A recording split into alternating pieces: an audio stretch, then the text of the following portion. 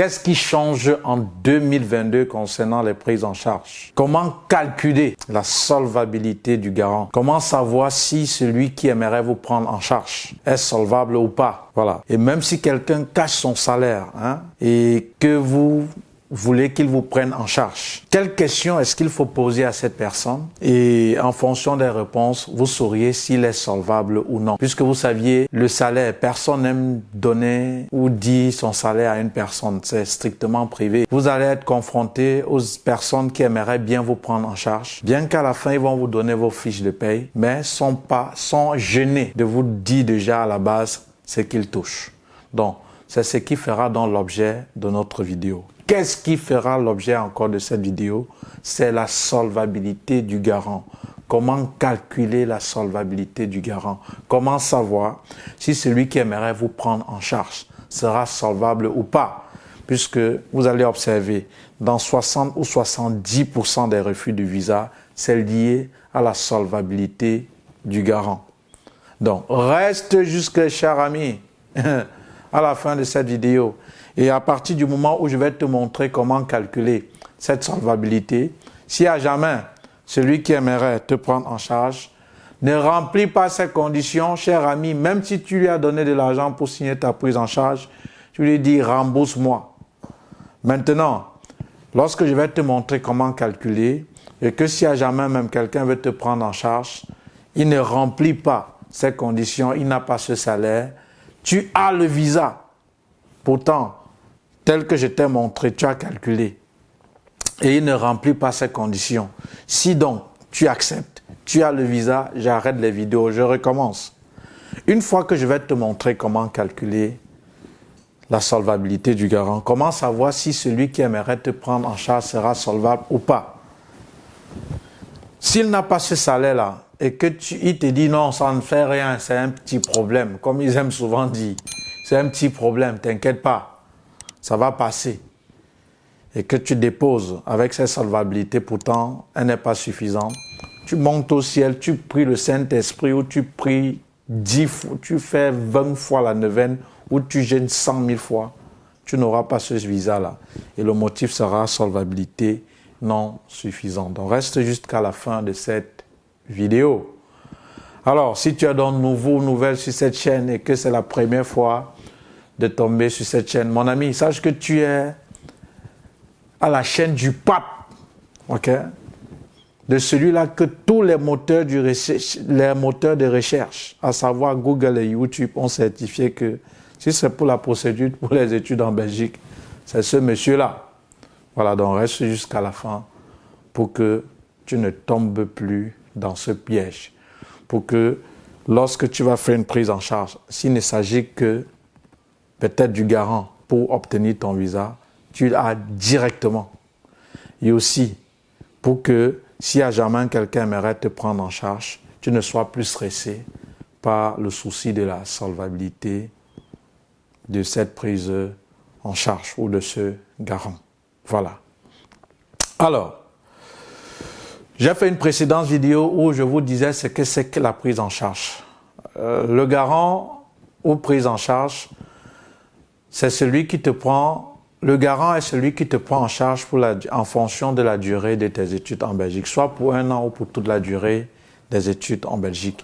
Et quelles sont les 2 conditions pour prendre un étudiant en charge? La première est qu'il faut qu'il remplisse les conditions, il ait le salaire minimal que doit disposer un garant pour prendre un étudiant en charge. Et quel est ce salaire? C'est ça qui fera l'objet de la vidéo. Je vais te détailler après. La deuxième condition, c'est s'il est capable de fournir les documents requis lors de la légalisation de la prise en charge. S'il réside en Belgique, quels sont les documents fournis dans le programme en formation vidéo? Je vous montre. S'il est dans le même pays que l'étudiant, quels sont les documents fournis? Ou s'il est dans un tiers pays, quels sont les documents fournis? Et dans le programme en formation vidéo, je vous dévoile. Alors, on est quitté avant, il y a de cela quelques dizaines d'années, de 1200 €. On est aujourd'hui à 2417,98 € sans personne en charge. Voilà. Maintenant, regardez ce qui apparaît à l'écran. comme on montre souvent les vidéos, je ne sais pas comment je vais dessiner ça. Mais bon, bref, je vais mettre le lien en dessous. Regardez ce qui apparaît à l'écran. Et je vais maintenant prendre ma feuille parce que j'ai déjà calculé pour vous. Et je vais vous montrer comment donc calculer cette solvabilité-là. Voilà, comment donc le savoir. Donc, cliquez sur le lien d'abord en dessous. Vous allez tomber sur ce qui est affiché à cet écran. Et ensemble, je vais vous montrer donc comment calculer cette solvabilité. Voilà. Donc, on est quitté de 1200 €. On était à 1400 €, 1500 €, 1800 €, 2150 €. Maintenant, on est à plus de 1500 €, de 2500 €. Alors, comment donc calculer la solvabilité du garant? Comment savoir si celui qui va vous prendre en charge est solvable ou pas?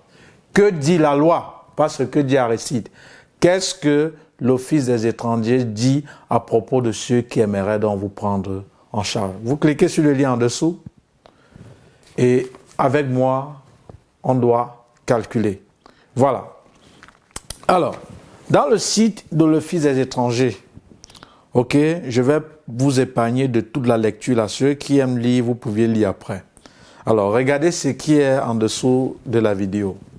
Ce qui est là à l'écran. Alors, on dit, pour le garant qui aimerait vous prendre en charge, le garant doit prouver qu'il dispose des ressources financières suffisantes pour prendre un étudiant en charge.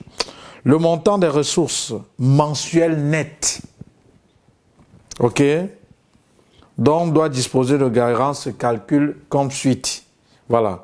On dit, pour le garant, il faut qu'il ait 1738,98 € pour trouver en francs CFA. Vous faites fois 655,957 parce que 1 € est égal à 655,957. Voilà. Pour l'étudiant en question, il faut 679 € et par personne en charge 150 €. Qu'est-ce que ceci veut dire? Qu'est-ce que cela veut dire? Voilà. Celui qui aimerait vous prendre en charge, ok, il faut qu'il ait comme salaire net, entre parenthèses, j'argumente avant de continuer. Il y a la différence entre le salaire net et le salaire brut. Parce que lorsqu'on doit calculer la somme, il faut que ça soit en salaire net. Quelle est cette petite différence entre le salaire net et le salaire brut? Alors le salaire net, c'est ce qu'il reçoit après avoir qu'on l'a prélevé les impôts. Par contre, le salaire brut, c'est ce qu'on l'octroie sans avoir prélevé les impôts. Tu vois, quelqu'un peut avoir par exemple 2500 € le mois en brut. Mais à la fin, le net, il reçoit 2300 €. Ce n'est pas le brut qu'on veut, mais c'est le net. Donc le brut, encore comme j'ai dit de manière simple, qu'il faut comprendre, c'est ce qu'on le prélève. C'est ce qu'on lui donne sans avoir prélevé les impôts. Par contre, le net, c'est ce qu'il reste après l'avoir prélevé dans les impôts. Alors, qu'est-ce que cette condition dit concernant dans la prise en charge? On te dit par exemple, le garant doit avoir 1738,98 € et l'étudiant, le montant loué à l'étudiant 679 € et le montant par personne en charge 150 €. C'est quoi la personne prise en charge? Voilà, ça peut être son enfant, ça peut être sa femme, mais sachez que quand on parle de personne prise en charge, c'est cette personne qui existe dans sa composition familiale. Vous comprenez? Je recommence. La personne en charge est celui-là qui figure dans sa composition de ménage. Vous pouviez vivre avec une personne, mais cette personne ne figure pas dans votre composition de ménage. Vous voyez? Et s'il figure dans votre composition de ménage, ça veut dire que c'est vous qui lui prenez en charge. Ça peut être son enfant, ça peut être sa femme, ou il peut même être en couple. ses enfants figurent plutôt dans la composition de ménage de sa femme. Mais ça ne figure pas dans sa composition de ménage. Donc, toutefois, que vous voulez demander à quelqu'un pour vous prendre en charge, en fonction de ceux qui figurent dans sa composition de ménage, vous allez calculer pour savoir s'il remplit les conditions. Alors, on va donc passer au calcul.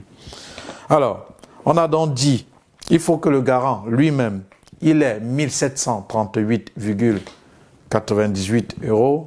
Le montant alloué à l'étudiant, 679 € et le montant par personne à sa charge, c'est-à-dire celui qui figure sur sa composition de ménage, 150 €. Lorsque vous allez sommer 1738,98 €, 679 le montant alloué à l'étudiant et 150 €, vous allez avoir un total de 2567,98 € en net. Que signifie 2567,98 €? C'est la somme du salaire de base du garant, de montant loué à l'étudiant et de la personne en charge. Cette même loi veut dire encore quoi?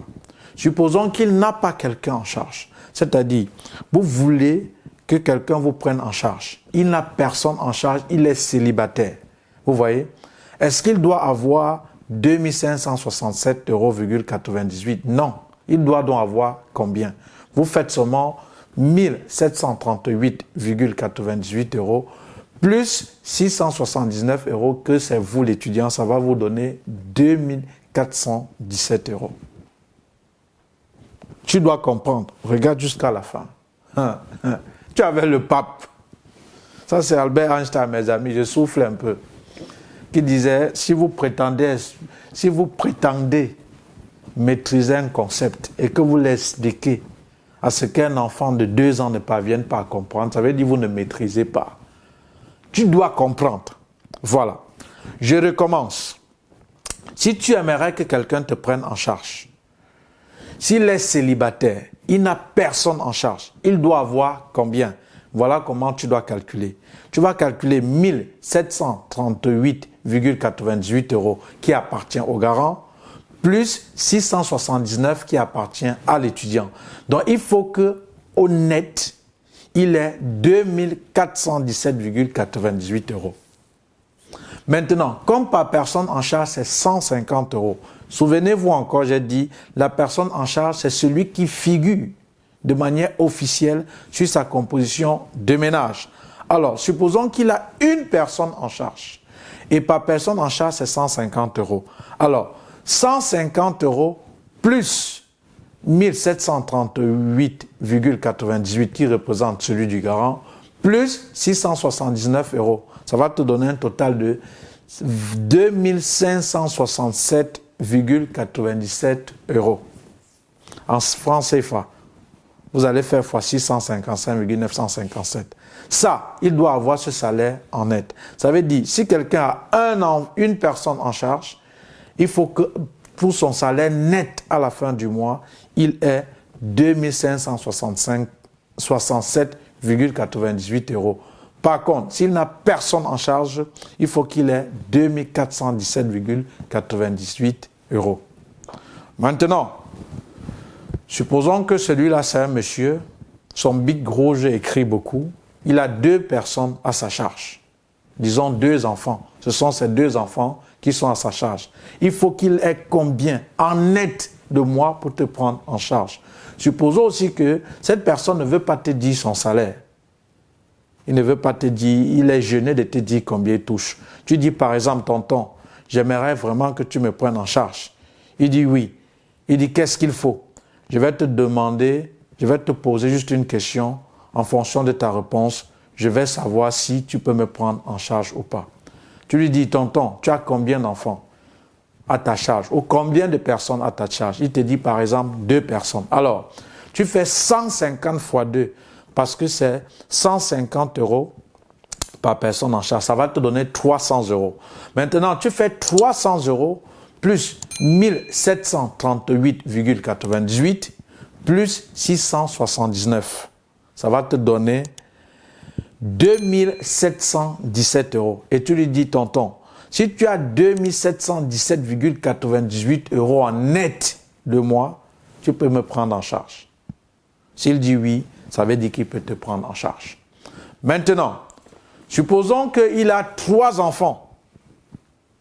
Vous voyez? Ou peut-être tu ne connais pas le nombre de personnes qu'il a à sa charge et tu aimerais qu'il te prenne en charge. Et tu ne veux pas lui demander de manière directe son salaire. Et tu lui dis, tonton, j'ai fait la procédure pour les études en Belgique, on demande le garant. Je me dis, peut-être tu peux me prendre en charge. Il te dit, par exemple, quelles sont les conditions? Tu dis, tonton, j'aimerais juste te poser une question. En fonction de la réponse à la question, je saurai si tu peux me prendre en charge ou pas. Il dit, voilà, je t'écoute. Tu dis, tonton, tu as combien de personnes à ta charge? Disons qu'il vous dit 3 personnes à sa charge. Alors, s'il dit la personne à charge, c'est quoi? Il dit, tu lui dis, c'est ces personnes qui figurent dans ta composition de ménage. Il dit, voilà, j'ai 3 personnes que je prends en charge. Alors, tu fais 150 fois 3, ça va te donner 450, plus 1738,98 euros, plus 679, ça va te donner 2867,98. Tu lui dis, tonton, si tu as minimum en net 2867,98 euros à la fin du mois, en net, tu peux me prendre en charge. Si là, ne t'inquiète pas, il peut dire, j'ai ça, je dépasse même. Tu dis, merci beaucoup, tonton, tu peux me prendre en charge. Voilà. Maintenant, supposons, il a 4 enfants à sa charge, ou peut-être tu ne connais pas, et que tu aimerais le voir ou la voir, si à jamais, tu aimerais que c'est elle ou il qui te prenne en charge. Tu dis, tontine, tonton, s'il te plaît, tu as combien de personnes à ta charge? Il te dit, par exemple, j'ai 4 personnes à ma charge. Donc, tu fais 150 fois 4. 150 fois 4, ça va te donner 600. Tu fais maintenant 600 plus 1738,98 plus 679, qui est le montant alloué à l'étudiant, ça va te donner 3017,98 euros. Pour trouver un CFA, tu fais fois 655,957. Tu lui dis, tonton, si, comme tu as 4 enfants en charge, si tu as 3017,98 en net le mois, tu pourras me prendre en charge. S'il a en moins, ne t'engage pas, ne tente pas ta chance. Tu comprends? Au moins, tu as eu l'eau gratuite. Ne tente pas ta chance. Vous comprenez? Le blanc. Le noir est noir, le blanc est blanc. Le rouge est rouge. Voilà. Il faut laisser ces charlatans. Peut-être, vous les avez peut-être donné quelque chose pour vous aider à faire cette prise en charge. Il n'a pas en totalité. Il vous dit non, laisse, c'est rien, on va simplifier. Que ces gens aient au max, ce montant parfois en surplus, mais jamais à moins. Quand c'est à moins, désistez. Ne pas nulle part. Ne pas prier. Ça dit, par exemple, au lieu de 3017,98 euros, s'il a 4 personnes en charge, disons que peut-être il a 3000 euros. Il te dit non, 17 euros, c'est rien. On va compenser. Tu dis tonton, tu désistes, point. Si tu lui as donné quelque chose pour te signer cette prise en charge, tu dis tonton, merci, je ne veux plus. J'ai annulé même la procédure. Rembourse-moi d'abord mon argent. Si tu veux. Quand il va te dire, non, ne t'inquiète pas, tu suis le con qu'on appelle Aristide Ladion, c'est un con, dis donc. C'est même moi qui l'aide à signer la prise en charge. Il te dit quoi de bon? Ça va passer. Va donc, fais ta demande de visa avec, tu as le visa, tu viens, je vois. Tu as compris? Parce que ici, je ne te dis pas ce que tu aimes entendre. Je te dis ce qui est et je t'informe. Tu comprends? Non seulement je t'informe, je t'invite à faire aussi des recherches. Vous comprenez un peu? Parce que ici, on a l'habitude de vous lobotomiser le cerveau. Quand on vous dit même la vérité, vous êtes confus. Ici, je ne te dis pas ce que tu aimes entendre, mais je te dis ce qui est. Tu as compris? Et maintenant, c'est à toi, après ce que je t'ai dit, tu peux aller faire les recherches. Maintenant, supposons maintenant, ce tonton a 5 enfants en charge, ou peut-être tu ne connais pas de personnes en charge qu'il a, et que vraiment tu aimerais savoir s'il peut te prendre en charge. Tu lui dis, tonton ou tantine, s'il te plaît, j'ai fait la procédure pour les études en Belgique, on demande le garant, elle dit, ok, et il faut quoi? Tu dis vraiment, tu peux me prendre en charge en fonction de ce que tu gagnes à la fin du mois. Elle dit par exemple combien? Tu lui dis, ce que j'aimerais d'abord te poser comme question, c'est en fonction de ce que tu vas me répondre que je vais te dire. Tu dis, tu as combien? Tu lui dis, tantine, je vais te poser une question, c'est en fonction de ce que tu vas répondre que je te dirai si tu peux me prendre en charge ou pas. Elle dit, ok, je t'écoute. Tu lui dis, tu as combien de personnes à ta charge? S'il dit par exemple 5 personnes à ma charge, j'ai 5 enfants que je prends en charge. Et j'ai dit, les personnes en charge, c'est ceux qui figurent sur sa composition de ménage. Ça peut être son enfant, ça peut être son mari ou sa femme, si c'est un homme, ça peut être même son neveu. Donc, à partir du moment où il figure sur sa composition de ménage, ça veut dire qu'il prend en charge cette personne-là. Elle te dit, ou il te dit, par exemple, j'ai 5 personnes en charge. Par personne en charge, c'est 150 euros. Tu fais 150 euros fois 5, ça va te donner 750 euros. Tu fais maintenant 750 euros plus 6, plus 1738,98 euros, qui représente celui du garant, plus 679 euros, qui représente celui du montant loué au garant, à l'étudiant. Ça va te donner 3167 euros, 3167,98 euros. Tu lui dis tantine ou tonton, si tu as 3167,98 euros en net le mois, tu peux me prendre en charge. Je précise encore bien, en net. Il peut avoir cette somme, il peut avoir ce salaire à la fin du mois en brut, mais ça ne résout pas le problème. Souvenez-vous encore, comme j'ai dit, le salaire brut, il y a le salaire net et le salaire brut. Le brut est ce qu'on te donne sans prélever les impôts, mais tu ne touches pas ce brut-là. Tu touches que le net. Parce que quand on te donne le brut, supposons que tu lui as dit, voilà, tu as combien de personnes en charge, tu as calculé, elle te dit 5, tu as calculé, ça te donne 3167,98 euros. Ça, c'est ce qu'on lui donne en brut le mois. Et en brut, pour qu'elle reçoive le net, quand on va couper les impôts et tout ce que cela va avec, elle va se retrouver peut-être avec 2800, 2900 euros. Tu vois que ce n'est pas suffisant. Elle n'est pas solvable. Donc, toutefois, tu lui dis, si tu as cette somme en net, le mois, tu peux me prendre en charge. Donc, voilà comment on calcule dans la solvabilité du garant. Je vais encore recommencer et de manière simple, terre à terre, pour que tu comprennes. Alors, comment donc calculer la solvabilité du garant de manière terre à terre? Dans le site de l'Office des étrangers, on va vous dire, il faut que le garant dispose pour lui-même, pour ses besoins personnels, 1738,98 euros. Et il faut que le montant alloué à l'étudiant chaque mois, c'est 679 euros. Et s'il a une personne en charge, c'est 150 euros par personne en charge. Maintenant, si tu dois sommer ce qui est alloué au garant, ce qui est alloué à l'étudiant et ce qui est alloué, s'il a une personne en charge, c'est-à-dire 1738,98 euros, plus 679 euros, plus 150 euros, ça va te donner 2567,98 euros. Il faut qu'il ait cela en net.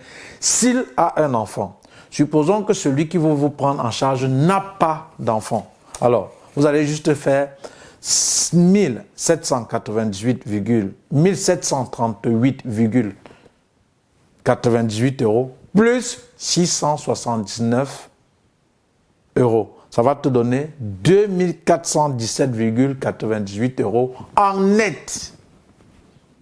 En net, pas en brut. Maintenant, supposons qu'il a un enfant. Tu fais seulement 2417 euros, 2417,98 euros qui est la somme de 1738,98 euros plus 679 euros plus 150 € par personne en charge. Ça va te donner 2567,98 €. Maintenant, supposons qu'il a 2 personnes en charge. Par personne en charge, c'est 150 €. Tu fais 300 plus 2417,98 €. Ça va te donner 2717,98 €. Supposons qu'il a 3 enfants en charge. Tu fais d'abord 150 fois 3. Ça va te donner 300, ça va te donner 450. Maintenant, tu fais 450 plus 2417,98 €. 2417,98 €, c'est la somme de 1738,98 € pour le garant et 679 € pour l'étudiant. Donc, s'il a donc 3 personnes en charge, tu fais 450 € plus 2417,98 €. Ça va te donner 2867,98 €. S'il a 4 personnes en charge, ça va faire 150 fois 6 fois 4. Ça va te donner 600 €. Alors, tu fais 600 € plus 2417,98 €. Ça va te donner 3117 €. Et je vais terminer là. Supposons il a, prenons 8 personnes à sa charge. Vous voyez? Alors, tu fais d'abord 150 fois 8. Ça va te donner 1050 €. Tu fais maintenant 1050 € plus 2417,98 €. Ça va te donner 3617 €. Donc, cher ami, c'est donc comme ça qu'on calcule ou qu'on sait si celui qui doit vous prendre en charge sera solvable ou pas. À retenir, quelle est la stratégie si jamais vous voulez que quelqu'un vous prenne en charge, s'il est gêné de vous dire son salaire, tout le monde n'est pas... Oui, tout le monde ne dira pas son salaire comme ça, c'est un truc privé, vous voyez, c'est normal ça. Alors, s'il veut vraiment vous prendre en charge, mais il ne veut pas vous dire son salaire, quelle est la question que vous allez lui poser? Vous lui posez juste la question à savoir combien de personnes tu as à ta charge et qui figurent sur ou dans ta composition des ménages. S'il te dit par exemple 2 ou 3 ou 4 ou 5 personnes, tu fais ces 2, 3 ou 4 ou 5 personnes multipliées par 150 et tu fais plus 2417,98 €. La somme, ça va te donner une somme et il faut qu'il ait ce salaire en net. Aussi simple que ça. Cher ami, tu n'as pas compris quoi? Si tu n'as pas compris comment on calcule la solvabilité du garant, tu laisses un commentaire. Toi qui as compris, peut-être encore en tes mots, en d'autres termes ou en des mots simples, si tu peux expliquer à cette personne, tant mieux. Donc voilà comment on calcule la solvabilité de garant. Donc retiens tout simplement que c'est en fonction du nombre de personnes en charge que tu vas additionner son salaire et celui qui t'est loué, qui est 2417,98 €, que tu vas, le net, c'est ce qu'il faut qu'il dispose si à jamais il aimerait te prendre en charge. J'ai bien précisé en net, parce que encore comme j'ai dit, il y a le salaire net, il y a le salaire brut, vous voyez, et il faut qu'il ait cela en net. Supposons qu'il a un enfant à sa charge ou une personne à sa charge. Ça va donner 2567,98 €. Alors, maintenant, s'il a peut-être 2567,97 € en net et en brut et en net, peut-être après avoir prélevé les impôts, il lui reste peut-être 2300 €. Et quand tu lui dis, tu ne précises pas, quand tu lui poses la question à savoir, est-ce que tu as ce salaire? Tu n'as pas précisé en net. Il te dit oui, attention, tu vas tomber dans l'erreur parce que ce salaire, il a en brut, mais pas en net. Donc, quand il te dit le nombre de personnes qu'il a à sa charge, après avoir calculé, tu lui poses la question, est-ce que tu as cette somme en net? Il faut bien spécifier. Donc, désormais, Vous saviez donc comment calculer la solvabilité du garant. Pour ceux-là qui sont confrontés à cette difficulté de prise en charge, les amis, 2 conditions si vous voulez que je vous aide à ce niveau. 1. Première condition, que vous soyez d'abord dans l'académie étudiant en Belgique et pour intégrer, ce n'est pas gratuit. C'est 80 €. Ça, c'est ce qu'il faut savoir. La deuxième condition, une fois que vous êtes entré dans le groupe, je vais vous donner les modalités. Même si c'est à l'instant où je vous donne et que vous faites le transfert d'argent, que moi et toi, nous nous sommes convenus, tu as un garant que si peut-être ça ne dépend que de la prise en charge pour que tu obtiens le visa, à l'instant là, tu as le visa, les amis, tu as mon ami. Donc je vais te donner des personnes, même si vous te prends comme ça 5, ça n'influence en rien son salaire mensuel. Parce qu'il n'y a personne et personne.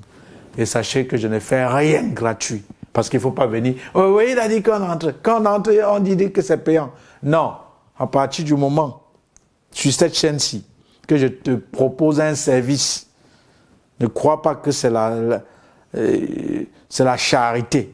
Voilà. C'est la charité déjà parce que voilà, je propose ce service. Mais il faut savoir que c'est payant. Ce n'est pas gratuit. Voilà. Donc, si tu es confronté à ce problème de prise en charge, première, et que tu aimerais peut-être que je t'aide à trouver quelqu'un solvable, première condition, c'est d'être dans l'académie étudiant en Belgique. Deuxième condition, une fois que tu es, je vais te donner les conditions. Et si tu acceptes ces conditions ou modalités, alors, à l'instant, je vais te trouver quelqu'un 10 millions de fois solvable. Voilà. Donc, c'était tout pour cette vidéo. Je ne veux plus que vous ayez un souci lié à cela. Et sachez que la prise en charge, la solvabilité du garant, à 90%, à 75 ou 98%, voire même 80% du visa, la plupart des refus de visa est lié suite à la solvabilité insuffisante de ce garant. Donc avant de choisir quelqu'un, vérifiez tous ce paramètre. Et j'ai dit, s'il a cette somme, non seulement c'est en net, et si c'est moins, n'acceptez pas. Un exemple, supposons qu'il n'a personne à sa charge. Il va être dans 2417,98 €. S'il a 2400 €, laissez cette personne-là. Prenez même plutôt quelqu'un qui a 2420 € ou peut-être ce qu'on demande 2417 €,98. Prenez quelqu'un qui a ce salaire minimum demandé en plus, mais jamais en moins. Voilà. Il ne faut pas vous faire berner par ces charlatans. Ah, c'est rien. Ça, il reste 2 €. Ça ne dérange pas. C'est le Covid, ils vont comprendre. Ça, c'est ce qu'ils bavardent là-bas pour avoir son argent. Tu as compris ce que je te dis? Il te parle de ça parce qu'il veut avoir son argent. Tu comprends? Une fois, quand tu vas aller introduire cette demande-là, on va te refuser. Il va dire, mais je ne savais pas. Ils sont racistes. Je ne savais même pas comment pour 2 €, ça veut dire quoi? C'est seulement ta malchance. Ça, c'est ce qu'il te dit. Pourtant, il savait bien au départ que ça ne devrait pas passer. Cher ami, toi qui m'écoutes là, je ne parle pas d'abord pour tout le monde. Tu comprends? L'Afrique n'est pas l'Europe. C'est qu'on te dit, tu fais, on te donne le résultat. Si tu ne fais pas, on va te boycotter. C'est-à-dire, si on dit, si tu as une personne en charge, il te faut 2567,98 €. Tu as plutôt 2560. Donc il reste 7,88 €. Si on te refuse, il n'y a pas à voir avec le racisme ou quoi que ce soit. Donc, que celui qui va vous prendre en charge est minimum le montant requis, en plus, mais jamais en moins. Maintenant, comme ce sont parfois des dieux, quand vous les contactez, quand il va avoir en moins, peut-être moins 3, 10 € dans ce salaire, il va te dire, ça ne dérange pas, va déposer dans la visa avec, va déposer dans à l'ambassade avec. On te prend, je vois. Voilà. Donc c'était donc tout pour cette vidéo. Merci et à la vidéo prochaine. Ciao, ciao.